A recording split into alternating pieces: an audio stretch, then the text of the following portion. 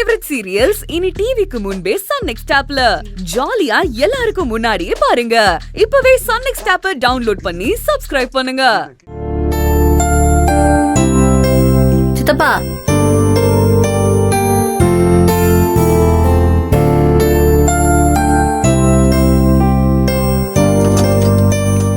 சக்தி நீங்க கிளம்புங்க, நாங்க சமைச்சதெல்லாம் எடுத்துக்கிட்டு ஆட்டோல வந்துக்கிறோம். போங்க.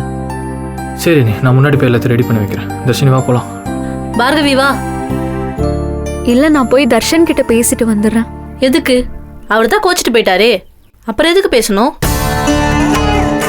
பார்கவி நீ வா, அவனா வந்து பேசிட்டோம். ஏய், அப்படியெல்லாம் சொல்லாதடி. 1000 இருந்தாலும் அவன் இவளுக்கு புருஷன். கோச்சிட்டு போய் உட்கார்ந்துருக்கான்ல, அவனை அப்படியே விட்டுட்டு உங்க பின்னாடி வர முடியுமா? நீ போம்மா பார்கவி, அவங்கிட்ட பேசு. எதுக்கு அப்பத்தா போனோம்? அவன் கோவப்படுறதுல ஏதாச்சும் ஒரு நியாயம் இருந்தா இவ போய் பேசலாம். ஏதோ நேற்று ஃபோன் பண்ணலையா, அது ஒரு பெரிய பிரச்சனையா பேசிட்டு இருக்கான். சித்தி, இப்படி சீசனுக்கு சீசன் மாத்தி மாத்தி பேசுறவங்க கிட்ட போய் எதுக்கு நம்ம கெஞ்சிட்டு இருக்கணும்? அவன் பேசுனது தப்புன்னு அவனுக்கே புரிஞ்சுட்டு வருவான். அப்ப பாத்துக்கலாம். பார்கவி நீ வா, நம்ம போலாம், டைம் ஆச்சு. தர்ஷினி, நீ சொல்றது கரெக்டு. அவன் பண்றது தப்பு தான். ஆனா இவளுக்கு ஏதோ தோணி ஒன்று செய்யணும்னு நினைக்கிறாள், அதை செய்ய விடு.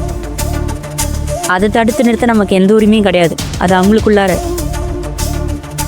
ஏற்கனவே நம்ம கண்டுக்கலன்னு வர கோவத்தில் இருக்கான். இப்போ நம்ம அவளை அப்படியே கூட்டிட்டு போனான்னு வை. நீங்க தான் கூட்டிட்டு போயிட்டீங்கன்னா அதுக்கும் நம்ம மேலே ஏறி டான்ஸ் ஆடுவான். அவளுக்கு பேசணும் தோணுச்சுன்னா போய் பேசட்டும். கொஞ்சம் சமாதானம் தான் ஆகட்டுமே, விட.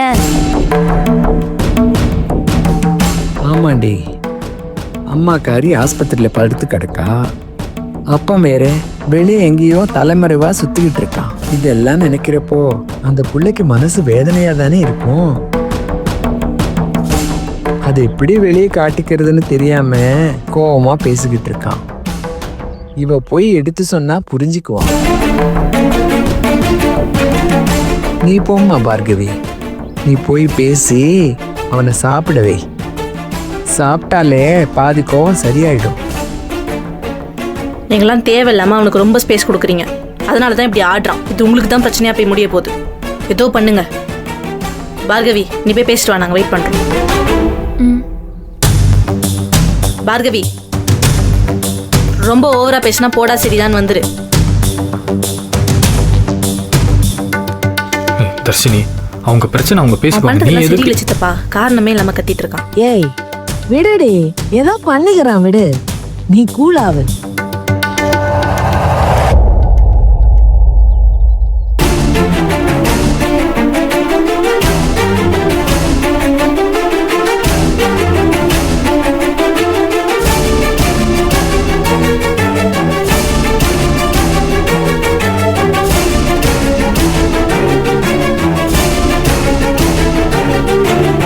தர்ஷன்,